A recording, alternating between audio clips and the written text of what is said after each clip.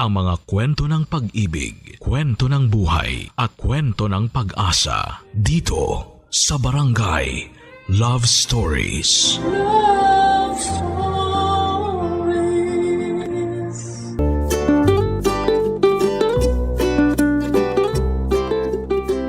Naalala ko, nakasuot lang ako ng puting PE t-shirt tapos jogging pants na blue nung kinasal tayo. Ako nga, naninilaw na yung puting t-shirt na suot ko nun.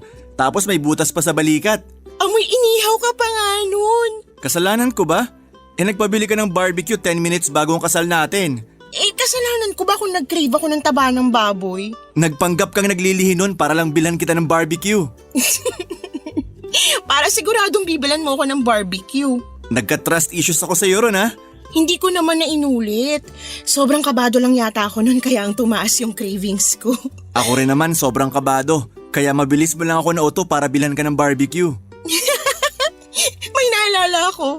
Ano? Nung sinabi na natin sa mga magulang natin na kasal na tayo. Ay oo, grabe yun.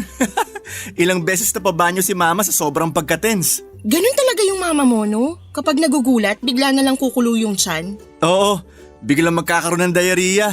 Si nanay naman parang manok na paikot-ikot sa sala. Kulang na lang tukain niya yung ulo ko sa inis. Masisisi ba natin sila? After 3 years lang natin sinabi sa kanilang kasal na tayo. Grabe yung 3 taon na pagtatago natin. Yung tipong hinihintay natin silang makatulog lahat tsaka ako pupunta sa kwarto mo para tabi tayo matulog. Tapos maaga akong gigising para bumalik sa bahay namin. 3 taon nating ginawa yun. Hindi ko alam kung paano natin nailihim yun ng ganun katagal. Hindi ko naman pinagsisihan na tinago natin. Kasi kahit papano, na-enjoy natin ang tayong dalawa lang yung maliit na mundo na binuo natin. Maliit na mundo na binuo natin. Ikaw talaga? Alam mo namang mapaglaro ako sa salita. Joke lang naman yun. Gusto ko nga yung pagiging mapaglaro mo sa salita Naalala mo pa ba nung nililigawan mo pa lang ako? Diba nga, lagi mo akong ginagawa nun ng tula. Tuwing wala akong klase, hinihiram mo lagi yung notebook ko. Magugulat na lang ako, may mga tula ka na palang sinulat sa huling page ng notebook ko. Kasi naman kahit nasa klase ako, ikaw pa rin yung laman lagi ng isip ko. Kaya para hindi naman sayang, dinadaan ko na lang sa pagsusulat ng tula yung nararamdaman ko. Diyan! Diyan mo ako nadali Ang galing mo sa salita. Bolero. Hindi bolero yon. Expressive lang akong tao. Kaya nga mas lalo ako na-fall sa'yo Mahigit 1 dekada na tayo pero kapag naalala ko kung paano mo ako niligawan at inalagaan noon, kinikilig pa rin ako. Nililigawan at inaalagaan pa rin naman kita ngayon Hindi past tense yun. Ayan yung hindi nakakakilig sa'yo, nang kukorek ka ng grammar. Hindi grammar mong kinokorek ko ron. Ikaw talaga. Gusto ko lang i-correct na hanggang ngayon, tuloy pa rin ang panliligaw at pag-aalaga ko sa'yo. Hindi ba yan magiging past tense? Present at future tense lang. Sigurado ako. Tara na nga muna sa kwarto. Idlip tayo. Iidlip ba talaga? Ilang beses mo na akong biniktima riyan. Idlip kunwari tapos maya-maya. Shh! Huwag mo sirain yung mood ko. Tara, idlip na kasi tayo. Sa mahigit 1 dekada naming pagsasama, wala na nga akong ibang mahihiling pa. Parang sobra pa nga ang ibinigay ng Diyos sa akin na pag-ibig. Parang binuhos na sa akin lahat ng pwedeng iregalo sa iba. Kaya araw-araw ay walang palyang inugali ko na talaga ang magpasalamat sa Diyos. Hindi lahat ay pwedeng makatisod ng katulad ni Lander. Kaya naman para hindi na siya makawala, inayos ko rin ang sarili ko. Aaminin kong marami akong ugaling hindi maganda, lalo na noong bata pa lamang ako. Pero inaral kong tanggalin ang mga yon sa sistema ko para hindi makaapekto sa relasyon namin ni Lander. Nagawa ko naman, Papa Dudut. Ganon pala talaga kapag nagmamahal ka. Kusa mong inaayos ang pwedeng makasira sa relasyon ninyong dalawa. Hindi ko naman sinasabing perpekto na ang relasyon namin. May mga hindi rin kami napagkakasunduan. Mga bagay kaming napag-aawayan. Pero pinipili naming bumalik sa isa't isa bago matapos ang araw. Yun ang pinag-uusapan namin ni Lander. Hindi kami papayag na matapos ang araw na hindi kami payapang magkatabi sa kahaba. Yun marahil ang sikreto kung bakit kami umabot sa mahigit 1 dekadang pagsasama. Hanggang isang araw ay nasubok ang relasyon namin dahil lang sa isang maliit na bagay. Maliit na problema lang noong simula. Pero dahil malaki ang pinag-ugatan ay lumalayon sa mga sumunod na araw. Sa ngayon ay gusto ko lang munang ibahagi sa inyo ang maliit na problemang pinagsimulan ng lahat. Nangyari ito nang makalimutan ni Lander ang aming anibersaryo. Nakakagulat yon sa parte ko dahil sa aming dalawa ay siya lagi ang nakakaalala ng mga bagay na ganon.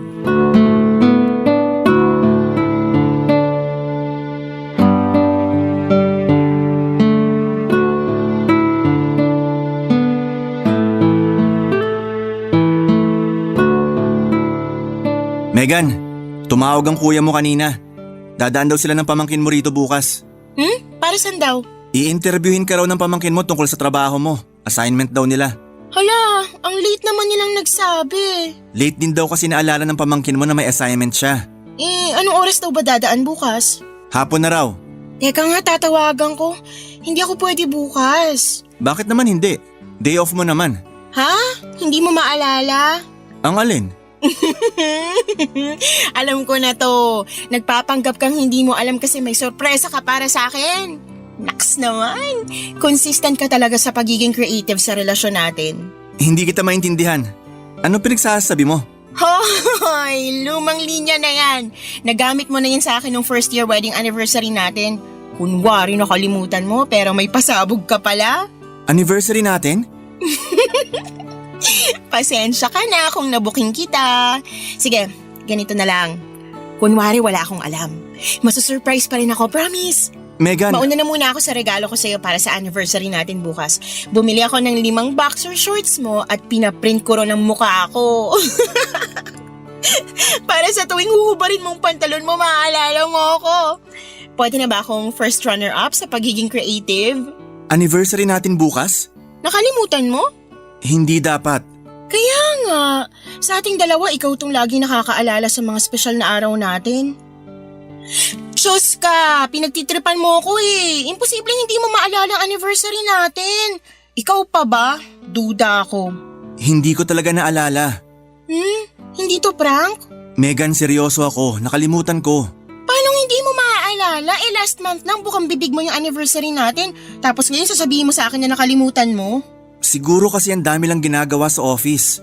Alam mo namang taga-schedule ako lagi ng mga ganap sa amin. Kaya siguro naghalo-halo na yung mga petsa sa utak ko. Taga-schedule ka pa rin naman ng mga ganap sa opisina niyo last year, pero bakit naalala mo noon? Hindi ko alam. I'm sorry. Babawi ako. May kalahating araw pa ako para planuhin yung anniversary date natin bukas. So sorpresahin kita bukas. Hindi mo na ako kailangang sorpresahin bukas. Ngayon pa lang na-surprise mo na ako. Talaga ba, Lander, ikaw? Makakalimot sa anniversary natin? May unang mantsa ka na sa akin. Hindi ko naman sinasadyang makalimot. Oh, bakit galit ka? Hindi naman ako nagre-reklamo Nabigla lang ako. Pero ayos na yon. Mahaba pa ang araw para makapag-isip tayo ng gagawin para bukas. Tatawagan ko lang si Kuya para i-move yung interview ng pamangkin ko. Bakit hindi ko naalala? Lander, okay na yun. Ano ka ba? Walang kaso. Marami ka lang talagang ginagawa sa office nyo. Hayaan mo na. Paano hahayaan? Perfect akong karelasyon. Hindi ako ganito. Naalala ko lahat ng importanteng araw natin. Hindi ako to. May mali. Uy, Lander, sinabi ko namang ayos lang Nangyayari talaga ang ganito. Ako nga, diba? Sabihin mo sa akin kung ilang beses na ako nakalimot sa anniversary natin. Hindi ko na maalala. Tingnan mo na, hindi mo na maalala kasi ilang beses na ako nakalimot. Kaya hayaan mo na yun. Kumpara sa akin, mas anghel ka pa rin sa relasyon natin. Happy anniversary para bukas! Papadudot kahit sinabi kong okay lang kung nakalimot man siya sa anniversary namin ay parang hindi pa rin yon matanggap ni Lander. Tahimik siya buong araw at hindi ako iniimik at madalas ay nasa sulok lamang at parang may iniisip. Hinayaan ko na lamang siya at naisip ko na masama lang ang loob niya dahil first honor siya lagi sa pag-alala sa anniversary namin.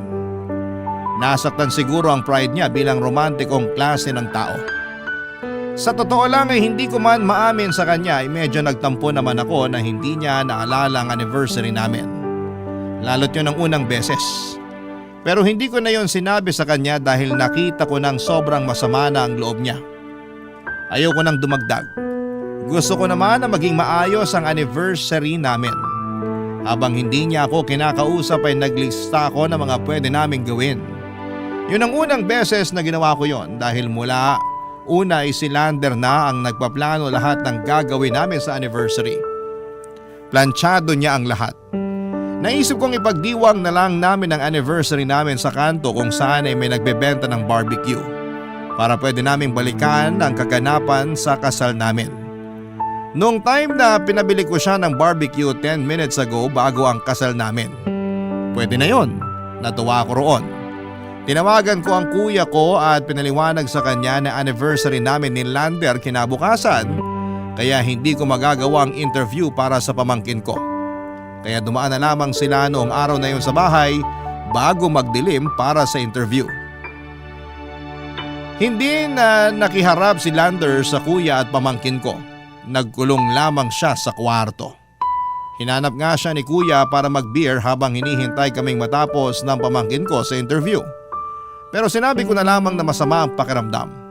Pagkatapos ng interview ay pinuntahan ko na si Lander sa kwarto para sabihin sa kanya ang plano para sa anniversary namin, Papa Dudut. Excited pa akong sinabi. Pero ang makukuha ko lang na sagot mula sa kanya ay ayaw daw niyang mag-celebrate ng anniversary namin. Barangay Love Stories. Barangay Love Stories. Mula nung nakalimutan ni Lander ang anniversary namin ay parang may mga nagbago na sa kanya. Hindi ko naman yon direktang sinabi sa kanya at naging sensitive na rin kasi siya at natatakot ako na may masabi akong hindi niya magustuhan. Ayaw kong nag-aaway kami ni Lander. Gusto kong payapa lang lagi ang relasyon naming dalawa. Alam kong hindi naman maiiwasan ang away at hindi pagkakaintindihan sa relasyon. Pero para sa akin ay gusto kong iwasan ito, Papa Dudut. Napadalas ang pag-oobserba ko kay Lander at hindi naman niya yon napuna. Tahimik ko lang siyang pinagmamasdan sa tuwing nasa bahay siya. Alam ko kasi na parang may mali pero hindi ko maituro kung ano yung mali. Naging madalas na kasi ang pagiging makakalimutin niya. Alam ko rin na normal na makalimot ang isang tao kapag sobra na ang mga iniisip niya. Lalo na sa lagay ni Lander na naparami ang trabaho sa kanilang opisina mula noong na-promote siya. Mga simpleng bagay lang naman ang nakakalimutan madalas ni Lander. Mula sa susi ng bahay hanggang sa ID nito sa opisina. Kaya ilang beses siyang bumabalik sa bahay para kunin ang mga naiiwanan niya. Pansin kong naiinis na siya sa pagiging makakalimutin niya pero pilit niyang kinakalma ang sarili niya. Kaya ang ginagawa ko na lamang ay pasimple ko na lamang na chinecheck ang mga gamit niya sa bag bago siya umalis. Pero pasimple lang to ha. Kasi nung minsang nahuli niya akong pinapaalala ang mga gamit niya ay nagalit siya sa akin. Paano pa kaya kapag nahuli niya akong chinecheck ang bag niya, hindi ba? Mula nang chinek ko ang mga gamit niya ay hindi na siya bumalik muli sa bahay para balikan kung may nakakalimutan siya. Naging maayos na rin ang mood niya. Hanggang isang araw ay nakalimutan kong i-check ang bag niya dahil naging busy ako sa pagtawag sa akin ng kapatid ko. Nakaalis na si Lander at hindi ko na-check ang bag niya. Makalipas ang ilang minuto ay humahango siyang bumalik ng bahay, Papa Dudut.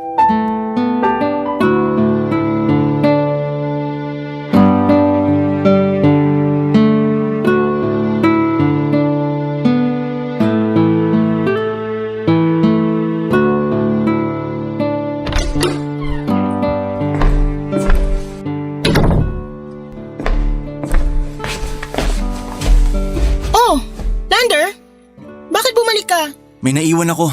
Susi, wallet, ID? Cellphone ko. Alam mo, kagabi ko pa hindi nakita yung cellphone mo. Hawak ko yun kagabi. Sure ka ba? Kasi pag uwi natin kagabi mula sa bahay ng ate Steffi mo, hindi ka na naglabas ng cellphone eh. Anong oras tayo umuwi kagabi? Hindi mo na maalala? Magtatanong ba ako kung alam ko? Huwag kang magalit. Nagtataka lang naman ako. Bago mag alas 8 ng gabi nakauwi na tayo. Hawak ko talaga yung cellphone ko kagabi. Hindi talaga eh. Nagtataka nga ako kung bakit hindi ka pa rin nag-online game sa cellphone mo pagka uwi natin. Naisip ko, napagod ka lang. Ganun naman pala. Bakit di mo man lang sinabi sa akin to? Hindi ko naman alam. Akala ko ayaw mo lang mag-cellphone. Asa na ngayon yung cellphone ko? Teka, tatawagan ko. Naka-silent ba yung cellphone mo? Hindi ko tanda. Teka. Nagre-ring naman. Asan kaya yon? Wala naman tumutunog dito. Baka naka-silent. Ay, teka, may sumagot. Hello? Ate Steffi? Nasa inyo pala yung cellphone ni Lander? Kanina pa kasi niya hinahanap eh. Ngayon ko lang din nakita. Nagulat ako na may nagre-ring dito sa sofa. Hindi ba niya napansin kagabi na wala siyang gamit na cellphone? Hindi ate, pagod na kasi siya kagabi. Hindi na niya napansin na naiwan na pala niya dyan yung cellphone niya. Idadaan ko na lang mamaya sa opisina niya. Malapit lang naman ako ron. Pakisabi na lang ha. Sige ate, thank you. Bye. Safe yung cellphone mo. Nakita ni Ate Steffi mo sa sofa nila. Ay, salamat. Akala ko kung naiwan na natin sa taxi kagabi. Idadaan daw niya mamaya sa opisina niyo. Opisina? Oo, malapit lang naman yung bahay ng Ate Steffi mo sa office niyo, di ba? Bakit siya dadaan dun? Bakit hindi na lang dito sa bahay? Aalis ka rin naman ngayon at papasok sa opisina niyo. Mas magandang dun na lang. Tsaka umalis ka na bago ka pa maabutan ng traffic. Dali na. Bakit ako pupunta sa opisina ngayon? Lander, may work ka ngayon. Lunes ngayon. Di ba Sabado pa lang? Tsaka pupunta tayo ngayon sa bahay ng kuya mo, di ba? Makiki-birthday sa pamangkin mo?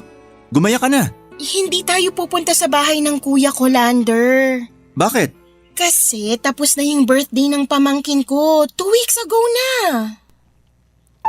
Umasim ang itsura ni Lander sa huling sinabi ko. Hindi siya sumagot. Naupo na lamang siya at humingi ng isang baso ng tubig.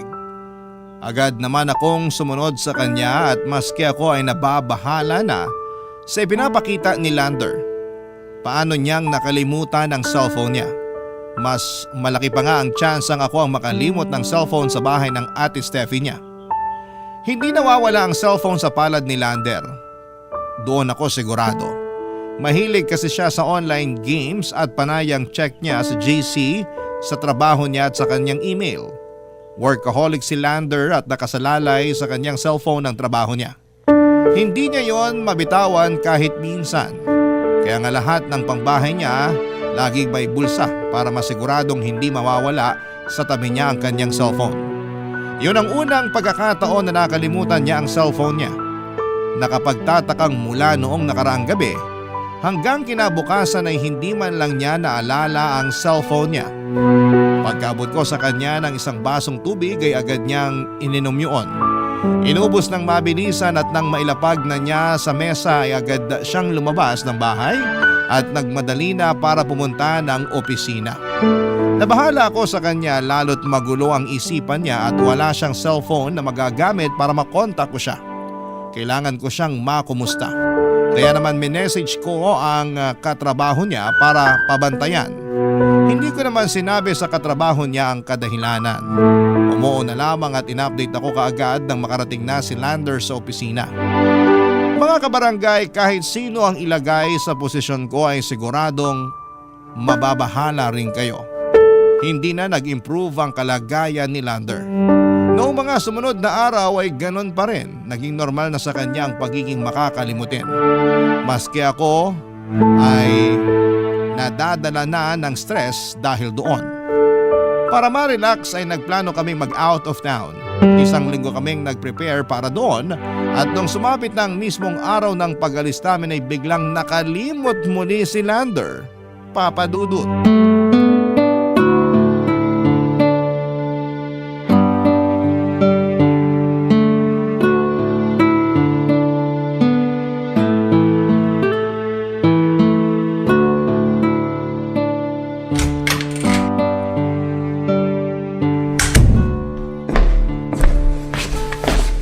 Mabuti naman at nagising ka na. Ha? Ganitong oras naman ang gising ko ah. Alam mo, maligo ka na lang. Andito na maya-maya lang yung van na maghahatid sa atin sa resort. Van? Resort? Hala ka, Lander. Naguguluhan ako. Anong meron ngayon? Lander, nag-empake lang tayo kagabi ng idadala para sa out of town natin. Hindi ka sana nagbibiro ngayon. Maligo ka na please. Anong out of town? Pupunta tayo sa resort sa Batangas. Last week pa natin to pinag-usapan. Pinag-usapan din natin to kagabi bago tayo matulog. Nag-iimbento ka. Paanong meron tayong pinag-usapan maaga akong natulog kagabi? Sinong kausap mo? Imposibleng makalimutan mo to, Lander. Wala akong makakalimutan kasi wala namang napag-usapan. Meron! Alam mo, kulang ka ata sa tulog. Magpahinga ka muna. Hindi ko alam kung ano nangyayari sa'yo. Ako nga dapat magtaka sa'yo eh. Hindi ko na alam ang nangyayari sa'yo. Bakit ako? Ikaw to nagdedelulo na may out.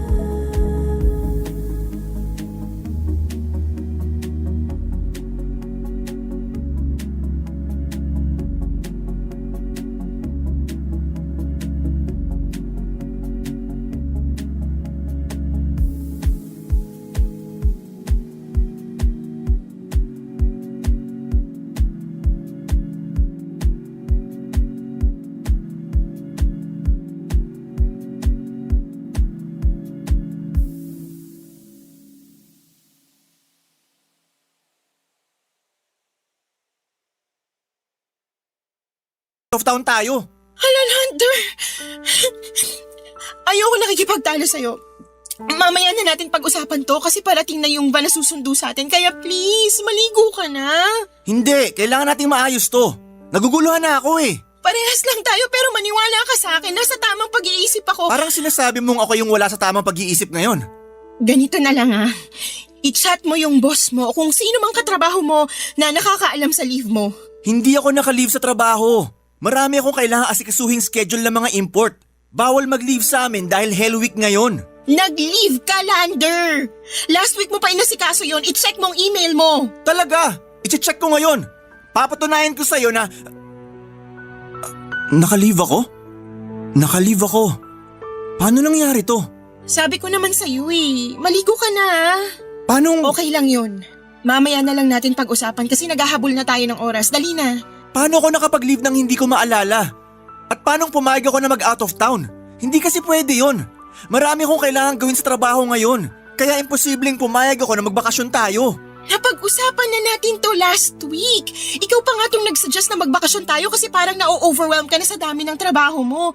Kaya napapadalas yung pagiging makakalimutin mo, di ba? Dahil stress sa trabaho. Wala akong maalalang ganyan. Huwag mo namang paguluhin lalo ang utak ko, Megan. Hindi ko pinapagulo. Nililinaw ko pa nga, 'di ba? Tingnan mo tong nangyayari ngayon. Kagabi lang ang saya mo habang nag-e-empake tayo tapos nakalimutan mo na ngayon ang lahat? Aalis muna ako. Saan ka pupunta? Parating na yung van. Doon muna ako kina Ate Steffi. Sorry pero naguguluhan na ako sa'yo.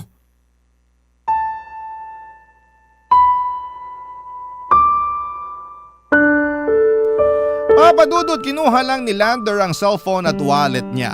Saka siya nagmamadaling lumabas ng bahay. Hindi ko rin alam kung bakit hindi ko na siya nagawang pigilan pa. Siguro'y nabigla na lang din ako at nagalit. Sumabog na rin ako noon kahit sabihin pang sinubukan kong magpasensya. Wala akong nagawa kundi ang maupo sa sulok at hintayin dumating ang van. Sumama man o hindi si Lander ay itutuloy ko pa rin ang pagbabakasyon. Kailangan ko yon, lalo't hindi ko na alam kung paano haharapin ang mga pagbabago ni Lander. Nang dumating ang van ay dinampot ko na lamang ang bag namin ni Lander. Sumakay na ako kaagad kahit hindi ko alam kung mag-enjoy o marerelax pa ako sa bakasyon na yon, lalo't hindi ko kasama si Lander. At ang masakla pa, nagkaroon pa kami ng pagtatalo. Pero kahit na ganoon ay umaasa pa rin ako na baka kapag nakahinga at nakabalik na siya sa maayos na pag-iisip ay susunod siya sa akin sa resort. Pero hindi niya ginawa. Hindi nagparamdam si Lander sa akin kahit noong nakarating na ako sa resort. Panayang tingin ko noon sa cellphone ko at umaasa akong makakatanggap ng message sa kanya na on the way na siya sa resort pero wala akong natanggap. Hindi rin siya naka-online sa mga social media accounts niya. Gustuhin ko man siyang kumustahin pero mas nangibabaw ang tampo para sa akin. Ginawa ko naman ang lahat para maging maayos ang kalagayan niya pero bakit parang ako pa itong napapasama? Sa 3 araw na nasa resort ako ay hindi nagparamdam si Lander. Katabi ko lang noon ang bag niya sa kama. Hindi rin ako lumalabas ng hotel room dahil nawala na ako ng gana. Nakakulong lamang ako at panayang check ko sa social media accounts niya. Kahit nagtatampo ay nagwo-worry pa rin ako para sa kanya, lalo na sa kalagayan niya. Hindi na ako nakatiis pa, nag-chat ako sa kanya ng sorry. Sinin niya ang mensahe ko at doon ako naiyak. At muling nahiga sa kama habang yakap ang bag niya. Barangay Love Stories. Barangay Love Stories. Sa pagbalik ko ng bahay after ng out of town ko ay nadatnan ko si Lander sa kwarto. Nalaman ko na bumalik din siya ng bahay noong araw na umalis ako. Nagkulong lamang din siya sa kwarto namin tulad ng pagkulong ko sa kwarto ng hotel. Hindi na kami nagtalo at parehas kaming nagpakumbaba. Niyakap niya ako nang sumumpa ako sa kama. Natahimik kami ng ilang sandali at nang komportable na kaming muli sa isa't isa ay nag-usap na kami. Mahinahon kong pinaliwanag sa kanya ang mga napapansin ko at mga nangyayari. Nakinig naman siya kahit pansin ko sa mga mata niya ang pagkalito. Alam kong may parte pa rin sa puso niya na ayaw paniwalaan ang mga sinasabi ko. May mga pasimple kasi siyang sagot na parang ako yung hindi nagsasabi ng totoo. Pero ayoko namang patulan pa yon. Ayoko talagang nag-aaway kami dahil hindi ako sanay. Kaya naman sinabi ko na kapag hindi pa namin kayang tapusin ang usapan ay pwede naman namin yung ipagpaliban at balikan kapag kaya na. Paunti-unti ay tinulungan ko si Lander na makapag-adjust sa pagiging makakalimutin niya. Gumawa na ako ng mga listahan ng mga bagay na pwede niyang makalimutan para mabantayan ko at may abot sa kanya. Nag-screenshot na rin ako ng messages para lang may pruweba na may sinabi siya o may plano kung sakali mang makalimutan niya. Naging routine ko na ang ipaalala sa kanya bago siya matulog at bago siya umalis ng bahay para magtrabaho ang mga bagay na pwede niyang makalimutan. Minsan napapansin ko na naiinis o nababalisa na siya. Pero sumunod pa rin naman siya. Nakatulong naman yon kahit papaano.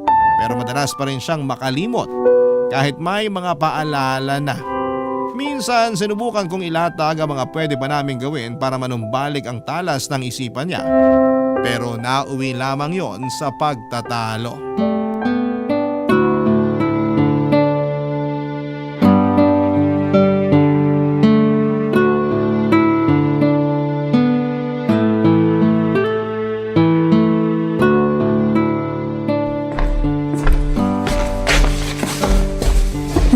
Busy ka? May minimemorize lang. Baka makalimutan mo na agad yung minimemorize mo ah. Anong ibig mong sabihin? Joke lang yon, Lander. Sorry. Alam mo na nga ganito nangyari sa akin, nagawa mo pang mag-joke. Kaya nga sorry eh. Gusto ko lang namang pagaanin ng sitwasyon mo. Hindi na to gagaan. Paano bang hindi? Napansin mo naman sigurong improvement mo nung mga nakaraang araw, 'di ba? Ang dami mo nang naalala. Kahit nga mga lumang kasalanan ko, nabalikan mo pa. Pero marami pa rin ako nakakalimutan. Alam mo bang sinabon ako ng boss ko dahil nakalimutan kong ischedule ang shipment ng products namin papuntang Taiwan? Ang laking kawalan nun sa opisina. Minsan ka lang namang magkamali sa trabaho. Pag ikaw ang umalis sa trabaho mo, ikaw ang magiging kawalan para sa kanila. Hindi mo kasi alam kung anong kalakaran sa opisina eh. Kahit gaano pa karaming magandang nagawa mo, mas matimbang pa rin ang isang pagkakamali mo. Masyado ka lang nag-iisip ng negative. Sana nga yan na lang yung makalimutan ko eh. Yung maging negative. Magiging maayos din ang lahat. Talaga?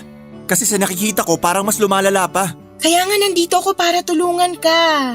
Naisip ko lang, paano kung ipakita mo sa akin ang schedule mo sa trabaho at ibang kailangan sa opisina nyo? Para? Para makatulong ako sa trabaho mo. Para hindi na maulit yung nangyari sa shipment nyo sa Taiwan. Maluwag naman ang schedule ko ngayon. Kaya pa kitang tulungan. Ganun na ba ako ka-inutil sa paningin mo? Na sarili kong trabaho kailangan ko pa magpatulong sa asawa ko? Uy, hindi naman ganyan ang gusto kong mangyari. Pero yun ang nararamdaman ko. Gusto ko lang makatulong. Paano kaya magiging tulong yung sinasabi mo? Magmumukha lang akong walang kwenta sa trabahong ilang taon ko nang ginagawa. Pero kailangan mo kasi ng tulong ngayon. Mula sa'yo? Mas matalino nga ako sa'yo. Alam kong nahihirapan ka na pero nakakasakit ka na ha. I'm sorry. Masyado lang ako nagpadala sa emosyon ko. Alam kong mahina ang utak ko pero sa nangyayari sa'yo ngayon, kailangan mo pa rin ako. Asawa mo ko, Lander. Yan ang paalala ko. Hindi ako nakikipagkompetensya sa'yo sa pagalingan. Nandito ako para maging maayos ka ulit. Sorry pero ang hirap ipaliwanag sa'yo ang nangyayari sa akin. Kung hindi mo na kayang maipaliwanag ang nangyayari sa'yo, mas maganda siguro kung sa doktor na tayo lumapit. Siya nang magpapaliwanag sa atin ng lahat. Walang magpapadoktor! Subukan mo lang! Ikaw kayang sumubok sa kalagayan ko. Wala na ako halos natitira sa pride ko, Megan. Gusto mo pa akong humarap sa doktor dahil lang sa pagiging makakalimutin ko sa maliliit na bagay? Para hindi na lumaki yung problema, doktor lang ang makakapagsabi ng totoong nangyayari sa'yo. Hindi. Ang sakit na nga na makarinig sa'yo na parang inutil na ako. Tapos gusto mo, may doktor pa na makisali sa problema ko?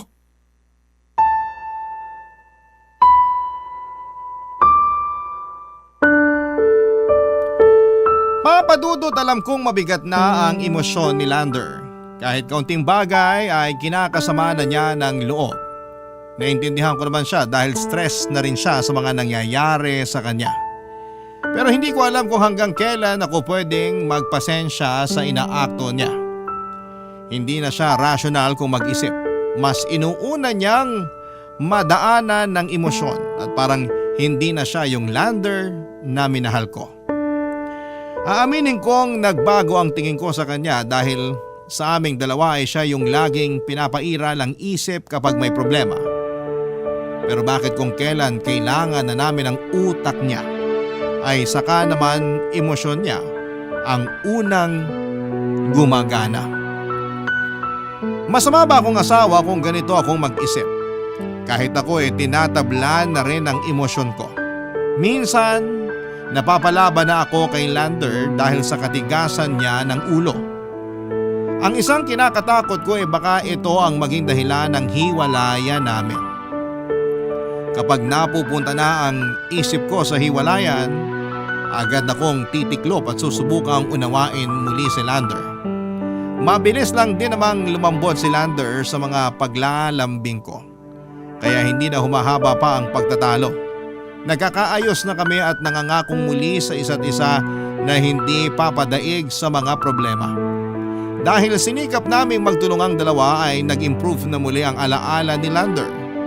Siguro nga dala lang talaga ng stress niya sa work at ayoko namang dumagdag pa doon. Hindi ko na rin pinagpilitan sa kanya na magpadoktor dahil yun lang ang pagsisimulan muli ng stress niya.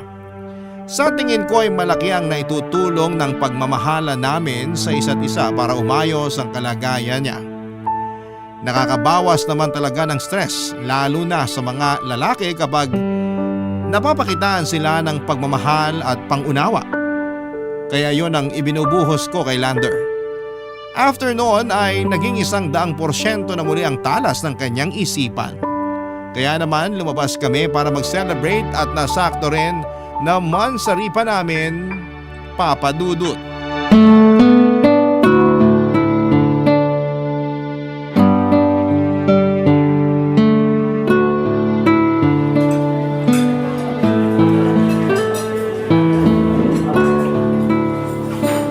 Kumusta yung in-order mong roasted chicken? Okay naman. Parang hindi ka masaya ah. Mas masarap pa rin kasi ang luto mo talaga. Polero. Totoo nga. Yung sayo kasi hinahaluan mo ng pagmamahal. Yung nagluto nitong order ko mukhang pagod na at ginagawa na lang para sa pera. Hayaan mo bukas ipagluluto kita ng lahat ng paborito mo. Masyado mo naman akong binibaby. Spoiled na ako sa'yo. Masaya naman ako sa ginagawa ko. Hayaan mo na. Salamat sa pagpapasensya mo ha. Lalo na nitong mga nakaraan. Alam kong hindi madali para sa itong nangyayari sa akin. Ang hirap kong intindihin pero kinaya mo. Babawi ako sa'yo. Madali lang naman kayanin ang lahat, lalo na kapag naalala ko lahat ng ginawa mo para sa akin noon. Nakabawi ka na, huwag ka nang mag-alala. Sana magtuloy-tuloy ng maayos ang kalagayan ko. Ayoko nang maapektuhan ka. Huwag mo kong isipin, kaya ko to. Ang importante ngayon, nakarecover ka na. Kaya dapat lang talaga na mag-celebrate tayo ngayon. Tama. Cheers para sa... Para saan? Ano? Kala ko sa kama mo lang ako binibitin eh. Charot! Cheers para sa... Cheers para sa haba ng panahon na pinagsamahan natin. Nasaan ako? Din, nasa puso ko. Paano ko napunta rito? Bakit ako nakasuot ng ganito? Nakapangbahay lang ako kanina. Sino nagpalit ng damit ko? Sino nagsuot ng sapatos ko? Lander, hinga. Please, huminahon ka. Bakit andito tayo?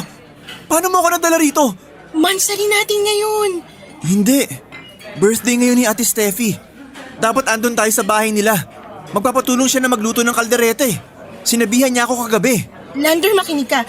Tapos ng birthday ng Ate Steffi mo, last month pa yun eh. Paanong last month? Kausap ko lang siya kagabi. Excited nga siya na tutulong tayo sa pagluluto. Tapos sabi mo pa nga sa kanya na ikaw na yung bahala sa cake. Oo, sinabi ko yon. Nagustuhan ng Ate Steffi mo yung ube cake na binili ko. Tapos natuwa yung mga bisita sa niluto niyong kaldereta. Pero last month pa talaga yun, Lander. Hindi! May pictures tayo sa Facebook. Gusto mo makita? Hindi! Ang gulo!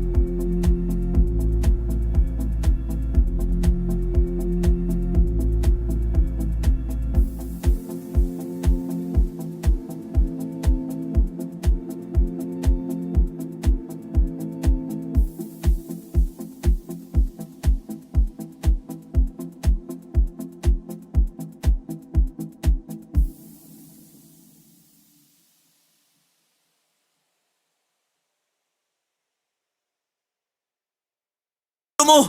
Ginugulo mo ako! Hindi kita ginugulo. Sinasabi ko lang ang totoo. Tinutulungan kitang makaalala.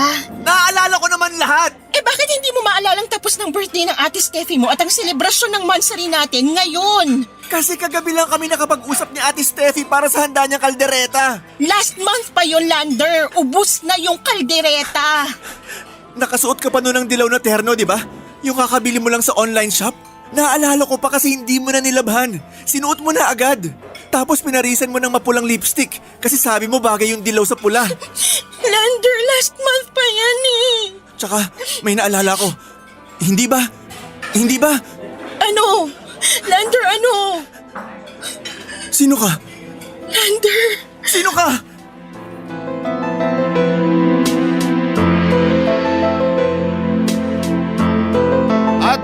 Kaya ako hindi nakapagsalita, Papa Dudut. Parang sobra naman na. Ayos lang na makalimutan niya ang susi, wallet, cellphone at maski na ang anniversary namin, pero ang makalimutan kung sino ako. Bakit at papaano. Pinigilan kong huwag maiyak habang nakatitig lamang ako sa kanya at nananalangin na sana ay nagbibiro lamang siya. At kung sakali mang hindi ay sana'y mabilis lamang mawala ang pagkalimot niyang yon at maalala niya akong muli. Hindi niya ako pwedeng makalimutan, pero sa pagkakataong yon ay wala akong makita sa mga mata niya kundi ang pagtataka. Parang lahat ng memorya ko sa kanya ay nawawala. Hindi na mapakalipas si Lander sa mga nangyayari sa kanya at nagwala siya. Sinubukan siyang pigilan ng mga waiter at guard at hindi na ako nakisali dahil nangihina na ako. Nang mapakalma nila si Lander ay saka ako nagpasyang akayin siya palabas ng restaurant. Paulit-ulit kong sinasabi sa kanya na kumalma lamang siya at magtiwala. Wala naman na siyang ibang choice noon kundi ang maniwala. Pumara ako ng taxi at nagpahatid kami sa ospital. Nalaman namin na may early onset dementia si Lander. Parang gumuho ang mundo ko. Bata pa kung tutuusin si Lander para tamaan nito. Pero ayon sa mga doktor ay hindi ligtas si Lander dito dahil nagsisimula ito sa edad na 25. Maliit lang daw ang porsyento na mga kaedad ni Lander ang tinatamaan ng sakit na ito. Doon ako mas nagalit dahil nasaktuhan pa ang asawa ko ang tinamaan ng walang patawad na sakit na ito. Nagtanong ako kung meron pang pwedeng gawing paraan para ma-revise or ma-reverse ang sakit ng asawa ko. Pero umiling lamang ang doktor at sinabing wala pang lunas para sa karamdaman na yon. Doon na tuluyang bumagsak ang mundo ko. Nakatingin lamang ako kay Lander habang payapang natutulog sa kama ng ospital na pinuntahan namin. Kinailangan siyang pakalmahin at patulugin dahil masyado na siyang nagpapanik sa kalagayan niya. Sa ngayon ay lumala na ang kalagayan ni Lander. Mas maraming beses na hindi niya ako naaalala at tanging ang Ate Steffi lamang niya ang naaalala niya. Kaya naman minabuti namin na doon na lamang siya sa bahay ng Ate Steffi niya tumira para hindi na makadagdag ng stress para sa kanya. Dumadalaw na lamang ako kapag maayos at medyo nakakaalala siya. Sa isang iglap, binura ng demensya ang samahan naming matagal naming pinaghirapan. Binura nito ang lahat ng alaala na maayos naming inimbak. Panayang dasal ko para sa isang himala. Pero maski ang himala ay parang trinaydor na rin po ako. Hindi ko na alam kung ano pa ang pwedeng gawin ngayon. Napakasakit makisama sa isang taong habang buhay mo ang kakilala pero sa paningin niya ngayon, isa ka lang malabong alaala. Hanggang dito na lamang po ang aking liham at maraming salamat po sa Barangay LS sa pakikinig sa mga kwento na mga katulad kong may pinagdadaanan at kailangan lang ng makakaintindi at mga taong hindi huhusga. Muli maraming salamat po. Ang inyong forever kapuso at ka-barangay, Megan. Barangay Love Stories. Barangay Love Stories. Anong say mo sa Barangay Love Stories na ito? Pagkwentuhan natin sa comment section yan. Nagustuhan ng iyong napakinggan? Ituloy yan via live stream sa www.gmanetwork.com/radio. Barangay LS 97.1